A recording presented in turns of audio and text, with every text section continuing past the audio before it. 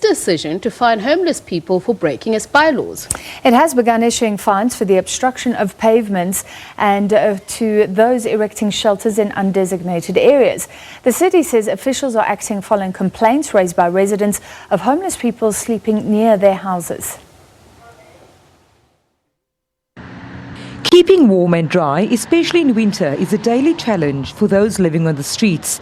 Many put up makeshift shelters or make fires in public spaces to ward off the winter chill. But doing this is in contravention of the city's bylaws and may result in stiff penalties. 34-year-old Amos Sidumo says he's been fined numerous times, but he has nowhere to go. We have been fined about law enforcement. Law enforcement has been fined us maybe several times. I've got the papers here. Then they take all what we have, most especially the important stuff. They left what? The useless stuff. 59-year-old Charles Jansen also knows something about living on the street. Homeless for more than 20 years, he has since been able to secure an informal dwelling in Philippi. Jansen says he visits the city to eke out a living by collecting paper and other recyclables. We can't even dry our blankets, then it gets taken away and we are told to dry it somewhere else. I try my best to go to the mountain to hang it there, but it gets removed there as well. The City of Cape Town says while it's prioritized social development interventions over the years, including the creation of safe spaces and job opportunities for homeless people, it has now decided to also enforce its bylaws.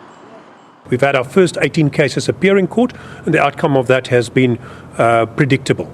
So I think over time we will then have a body of evidence to which we can turn around to the public and say, these are the consequences of what the criminal justice system delivers when you drive it to its logical conclusion. We will not be able to be blamed and say, well, you've done nothing, you've been negligent in your job, or you only apply bylaws to certain people and other people are exempt.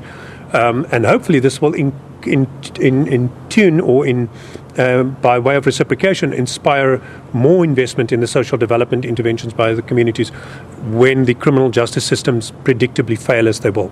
Fines range from between 300 and 1,500 rand. The decision has drawn criticism and anger on social media and other quarters. I believe homeless people don't choose homelessness, but everyone chooses where to sleep. In the City of Cape Town, we have safe spaces where homeless people can sleep.